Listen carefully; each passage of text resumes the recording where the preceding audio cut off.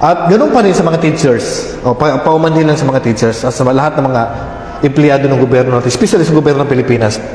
Hindi nawawala po. Mga teacher. Alam ko isa nanonood sa atin, may mga professional dito. May mga teachers, may mga police, may mga sundalo, may mga nurses, may mga engineers, may mga security, may mga, alam mo na nagtatrabaho sa government at non-government agencies sa Pilipinas. Darating ang time, pag nakailang taon ka na dyan, Bro Ismail, pwede ka na mag-loan. Tama, pwede ka na mag-loan. So, pinahintulutan mo ito sa Islam.